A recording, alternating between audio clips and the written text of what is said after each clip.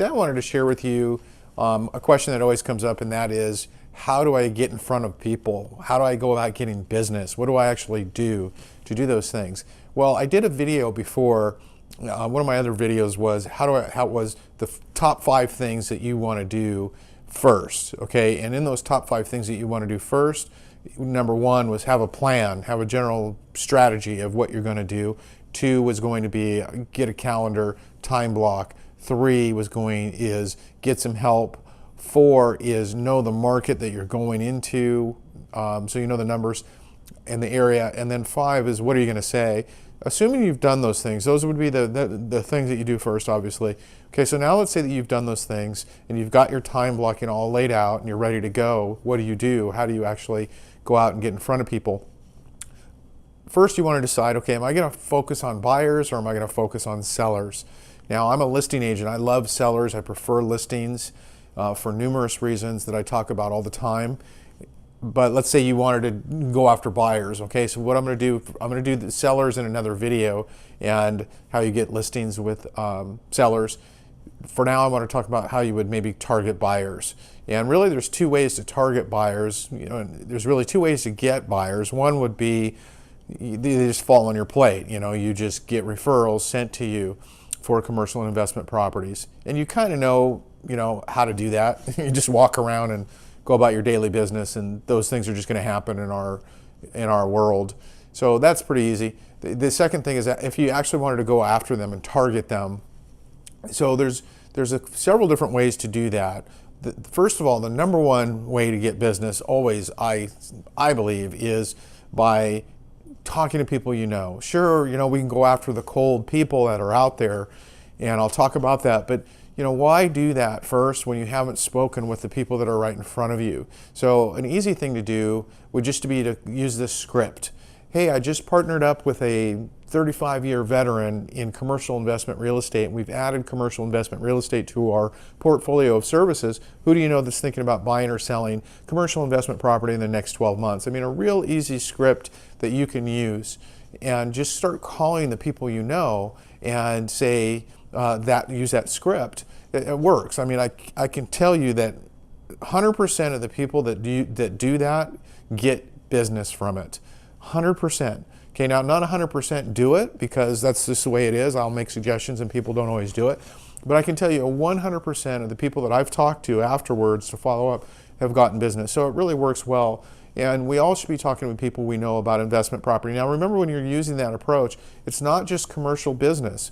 As far as what I'm concerned, we're talking about single family homes that are rental properties and flippers and vacation properties and duplexes and triplexes, 2 to 4.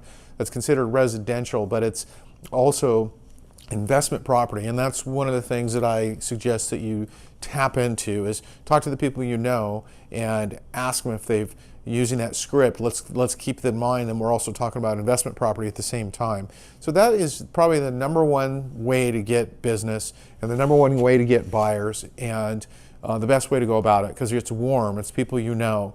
The second way to do that would be going through agents in your community. One of the things I did right away was I created a newsletter, and I created a nice newsletter. It was 8.5 by 11, it was color 8.5 by 11, and I created that, and then I started mailing that to my grid, and I printed 10,000 copies at one time, because the outside had a shell of the Queen Mary and Spruce Goose. So I paid a professional photographer to take a really nice photo of some photos for me, and then I picked one that I liked that had this Queen Mary and Spruce Goose on it, and I put that on the outside of my newsletter, and I started mailing that to my grid system, which we haven't talked about on this video, but I've talked about on other videos. And a grid system is how we go after sellers, which I'll talk about on the seller side of the video that I'm going to do. And I would mail out the postcard to the grid. But the other thing I did was I would use that newsletter and I would mail it. Now, I didn't mail color. I made black and white copies because it was a little more economical, where I wanted to use color for my grid, but I didn't want to use color for all the agents in the community because it was just too expensive to do that. So I had the same newsletter that I was already working on and already doing every month anyway. I would just turn around and burn black and white copies of the newsletter and mail it out to all of the real estate agents in the community. Now that worked really well. Two things that I like about a newsletter. One, that newsletter that I was doing is that when was the last time you got an 8.5 by 11, which is the size of an 8.5 by 11 piece of paper, in the mail, color or black and white even. We don't see that a lot in these days. We kind of used to do a lot of mail, and then we moved away to mail, and then we moved to text and social media and things like that. So mail can be really effective, and an 8.5 by 11 color postcard or black and white postcard is extremely effective, or newsletter is extremely effective. So that's what I did to get referrals in the industry. I was already known as a residential agent that had a good reputation as being an honest, integrity-based agent that did a good job. So when they started hearing that I was in commercial real estate and they saw my newsletter that had deals on it and sales and activity and things like that, they could see that I was a player and that I was serious in getting business, and they could trust me with their referrals. So that's another way to do that, would be to go after the real estate agents in your community and your office, of course. Some of you watching this could be in a large office that has 200, 300, 400, 500, 600 agents in it, and it could be predominantly residential. And so you could just use that as well to get referrals within your own office. So that works really well. The third thing would be to look at the grid system. Obviously the grid system is a way. Is on my other video. I've spoken about on the seller side what that grid system is, and it's a way to go after sellers using these strategies and techniques. But obviously these sellers are investors, and so what's going to happen is a lot of times when you're talking to people in your grid, they're going to turn around and say to you, oh, by the way, I'm always looking for deals, so if you ever come across something that meets this criteria, let me know, things like that. So they're always going to flip it on you and remind you that they're looking for properties for sale and off the market and things like that. So your grid system is definitely going to generate buyers. Another good way to do that, to go after buyers, is 1031 exchanges. So sometimes you can find, the harder part is finding people who are going through 1031 exchanges. Sometimes you can get this information from escrow companies and title companies and 1031 accommodators. Sometimes you can't. It's kind of, like I said, it's kind of hard. It's kind of confidential, but I've been able to do it. And if you dig and get resourceful, you can get that information. And a lot of these folks who are going through exchanges are under time constraints to find and identify and close on properties. Maybe they're doing a delayed exchange, something like that, and where they're under pressure. And what that means is they have to close or identify a potential upleg, which is the property that they're looking to buy, or they pay taxes. And so a lot of these investors would rather pay even market, or maybe even a little more than market in some cases, rather than not find a deal and have to pay taxes on it. So that's a great resource. That's a great way to do it. Certainly one of my most effective ways has been social media. So social media, first of all, what you do is you start with a website and you build out a website. And what I did is I went to a company called House Hunt that is a residential website builder, and they also guarantee that you'll be in the top 3 of search engines for 3 phrases. So I went to them and said, hey, they do it for a residential, and they're still around right now as I'm shooting this video. And I went to them and said, hey, have you ever thought about doing this for commercial real estate? And they said, well, we never have thought about it. We've never done it, but we would. And so I purchased a website from them, and you pay a one-time fee, and then you pay a monthly fee to keep it active and to stay in the top 3 of search engines. And nowadays, you have so many options for websites. So this part for you shouldn't be hard at all, finding a company that will build a website for you. So you get a company that will build a website, okay? That's number 1. Then Number two, let's talk about what the consumer is looking for when you are building, when they go to your website. What's the number one thing? Probably properties for sale. So we want to make sure we have all the properties for sale. Now, before I go more into that, what would be anything else that you think would be important to be on your website?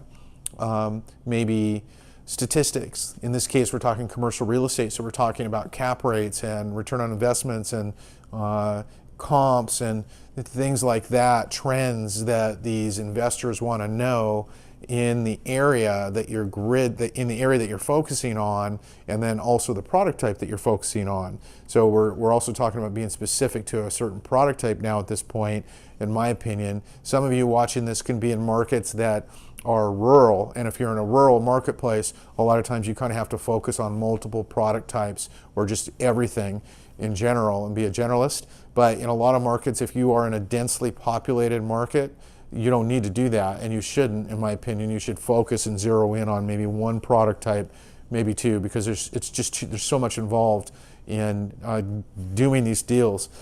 So you, depending on what your focus is there with that, would be what you would have on your website. And you would have those properties available for sale on the website. So the second thing, in statistics and comps and things like that on that particular product type that you're focusing on, obviously. What else would they be looking for on your website? Maybe a little bit of information about you, about your, to make sure that you've got the credibility to do the deal.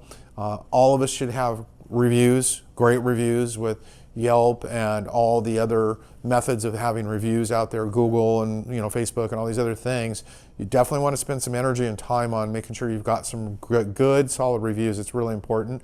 And some good stuff about you and or your team and why they should work with you, your value proposition, things like that. What else would they want to know? Those are the main things probably that they'd like to know about when they go to your website. Do they want to know about recipes?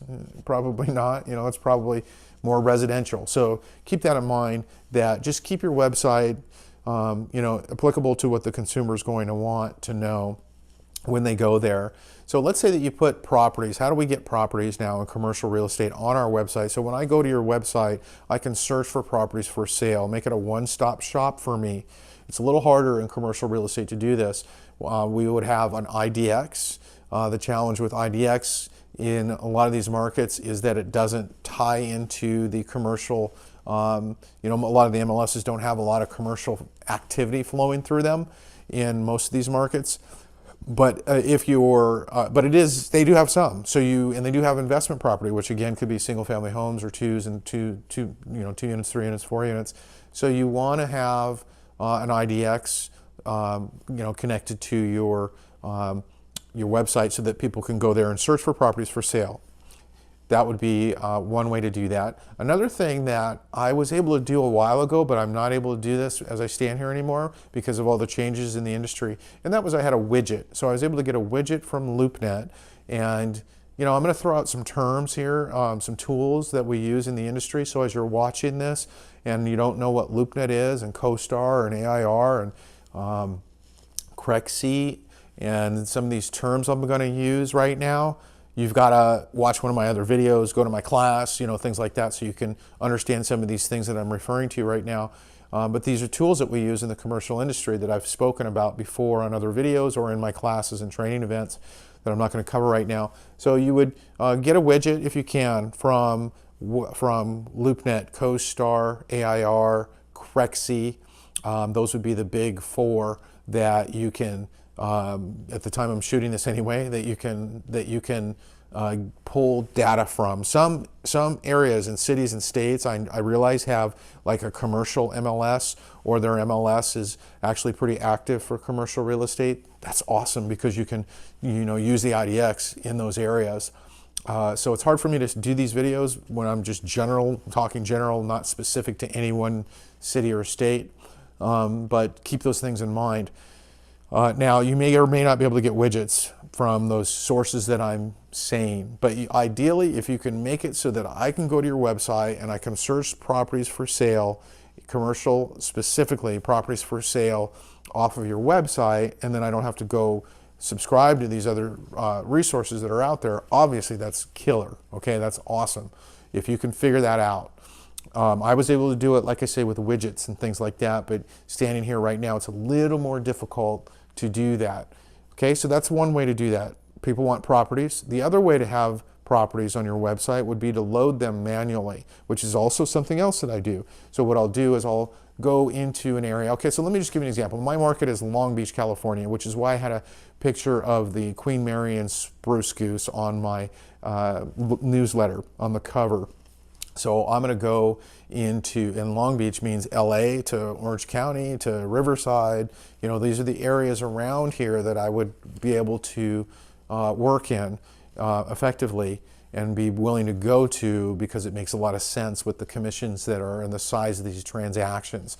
So I would go to Los Angeles, let's say, and pull 2 units. I would go to Los Angeles and pull 50 units. I would go to Irvine and pull 4 units. I would go to Costa Mesa and pull 3 units. I would go to Long Beach and pull 25 units. My niche is multifamily. I've done a little bit of everything, a lot of other product types, but my main focus has always been multifamily. So when I'm setting up the website for my system for targeting buyers, I just honed in on multifamily. So the purpose of this, hopefully you get an idea of how I do this, is to make it so that when the consumer comes to my website and does a search, pretty much anything they search for is going to generate something. 1 or 2 or a handful of properties will pop up that as showing as available. That's why I'm trying to grab a little bit of everything from a little bit of everywhere in the market that I want to focus in on. Okay, so then when they go there, they're going to find some properties using those 2 methods. Now, ideally, you know, it would be best to use both of those methods, where you are having method number 1, which is you've got some sort of button and IDX and widgets and, you know, ways for them to search, and that for using the tools that we have available to us as real estate agents. And then the second way would be where you're loading them manually. You could do 1 or 2, option 1 or option 2, but ideally it would be best to do both, where you've got all the above going on your website. Okay, so now you have this website where people really want to be at, because it has all this information on it. And now it's just a matter of, and it has everything. Think about it. You want to set it up so that the consumer can go there and not have to go click away. Okay, so that's the thought process behind this. And then you want to go there, then you want to begin to drive traffic there. So how do we drive traffic to any one location with social media? Well, there's a lot of different ways for us to do this, but pay-per-clicks, number 1 way. Okay, so we hire a company that, either it's a company that does this within the building out of their website, or it's a company that doesn't, that's all they do. They don't do websites, but they drive traffic to different websites. Either way works. And then you hire them to drive traffic to your website based on phrases. And what I've seen typically is these companies will say, hey, we'll give you 3 phrases. And so then you choose the top 3 phrases that you want to use. Multifamily for sale in Long Beach, apartments for sale in LA, apartments for sale in Orange County, commercial real estate for sale in Irvine. You know, the top 3 that you want to use in your market for your product type. Now, the key to this is also tracking and, you know, checking Google yourself and running the phrases and making sure that company's doing a good job. I've always been on top of that, meaning I'll search myself, and if I don't see myself in the top 3, I'll say, hey, wait a minute, you know, I'm not in the top 3 here, and shoot them a quick message saying, take a look at it, and I'm on it. I'm kind of tracking it myself on a regular basis. Okay, so that would be one way to drive traffic to your location, your website. And then the second way to do that would be to organically do it, where those are called pay-per-clicks, where we're driving traffic to your website by paying for it. Where organically would be videos, blogging, photos, information, content driven, to where you're reaching out to them through organic methods. All of us should be doing these videos like this. Now, I also know from doing a lot of training events and talking to a lot of people that there's, not everyone's doing videos at the time I'm shooting this, even though we know that we should. In the future, most of what we see online is going to be literally seen. It's going to be videos. So if you're not doing videos on a regular basis, you're going to get run over. You're going to get left behind. You got to start doing videos. You have to do videos. And get over the stuff about, oh, my hair doesn't look good. Now granted, I don't have to worry about that. But get over those things, okay? My hair doesn't look good, my jacket's not perfect. Get over that stuff. It's called analysis paralysis, and the more you do that, the harder it is to actually start. Just start doing it and start shooting things.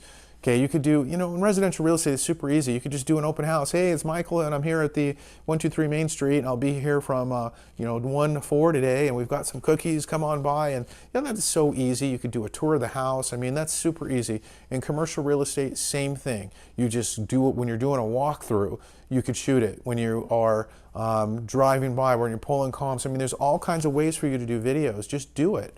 And then once you start getting good at it, or used to doing it, I should say, then you could start to worry about getting better at it. Your iPhones and your Androids. I mean, these cameras these days, I'm shooting this right now with an iPhone, have some of the best quality phones, cameras that are out there, unless you go high-end Hollywood type of stuff. Then you can start worrying about things like a microphone. This is like a $25 microphone that plugs into the iPhone. So you can do things like that as you start to get more accustomed to doing it. But the first thing is just to start videos. Ideally, really, at this point now, I think videos are already surpassed by live streams. Live streams like Periscope, which feeds to Twitter, and Facebook, which obviously is Facebook, which is Facebook Live. So doing these kind of live feeds, when you do these live feeds, they feed directly into your friends' news feeds. Why is that? It's because Facebook wants you to do it. Twitter wants you to do it. These locations want you to do these things, so they reward you by doing that, by making sure it feeds right through. So these are examples of why you need to be doing these things and how effective this stuff is. So ideally, you're doing a combination of these things: videos and live streams and photos and blogging and content, and then that is pushing your website up higher into the search engines and the rankings, and then you tie that together with the pay-per-clicks, boom, you're going to be in the top, of search engines on a regular basis. And for commercial real estate, you guys, I don't see this being done, even though I've been talking about this for years. I'm still not seeing real estate agents doing this. For the most part, I see companies, the big firms, CoStar and LoopNet. When I Google commercial real estate for sale in a community, I'll see the big firms, the full-time commercial firms. I see those, but I don't see a lot of real estate agents doing this yet at the time I'm shooting this. So it's a huge opportunity for you, and it really, really works. And what's going to happen is then what happens is people come to your website, they get what they want, they have what they need, and then you're going to use things like registration forms and autoresponders to capture them. And then you capture them using these methods, and then once you capture them, then they go into some sort of CRM, which is a customer relations management system. And then you are dripping on them, and you're contacting them, and you're basically going after them through follow-up, which is a whole nother conversation. And that's how you do it. Then we're getting buyers. And what's nice about this is that why this is important to you is because when you get a listing, or you have an off-market listing and you want to try to double in that listing, one of the first things we need to do is send it out to people that we know are interested in these types of properties. And if you don't have a database of some sort to where you can send it out to, well, you're really limited as to how you're going to be able to get it out and have a chance at double ending that transaction, which is the purpose of this. And then whenever I get a pocket listing or a new listing, I feed it to my database system, my internet system. I call it a buyer system. And then think about it. I have about 2,000 investors in my database right now. So if I take a listing tomorrow and I feed it, it's priced right, and I feed it to 2,000 investors and say, hey, this property's not on the market yet, take a look at it and tell me what you think. Of course, we don't send the address and everything, but then they're going to, what's going to happen? It's going to sell if it's priced right. So it works, it's real effective, and that's a method of getting buyers, which does two things. It gives you the ability to go work these buyers if that's what you really want to do, or it gives you the ability to double in transactions and get your listings sold within your own little organization, which is why I really did this and why I enjoy the internet system and the system that we're talking about putting together. Now, I've also gotten sellers from this as well, but mostly what I'm going to see and what I've seen is buyers. Now, the last way would be to go after, oh, by the way, that website, you want to make sure you have an off-market button on there. That would be the other thing, is you want to have off-market button, which is what they're mostly looking for, right? So then you have them jump through a couple more hoops in order to be in that category. So, and obviously you need to have some things in there for them to look at when they're there, which how do you get pocket listings is kind of a whole nother story. I'll save that for the seller side of the transaction when we're talking about how you go after sellers. Okay, but gosh, that works. It's really, I've probably made $1 million plus off of that one system right there. I know I've made hundreds and hundreds of thousands of dollars from it for sure. Really, without calculating and sitting down, I'm not positive on how much, but it's certainly hundreds of thousands, and I'm thinking over millions when I've done that system. It works. It's real effective. The other way to do this is going after tenants. It could be, any product type that you really are interested in. I did it a lot with industrial because it works really well with industrial, but it also works with any type of property type that's out there.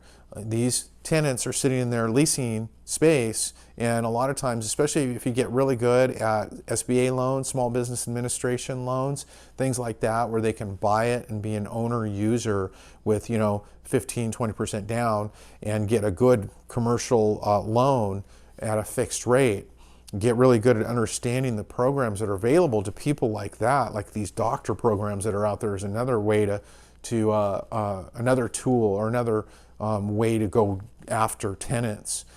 Doctors that are in medical and leasing the space can qualify for really good loans.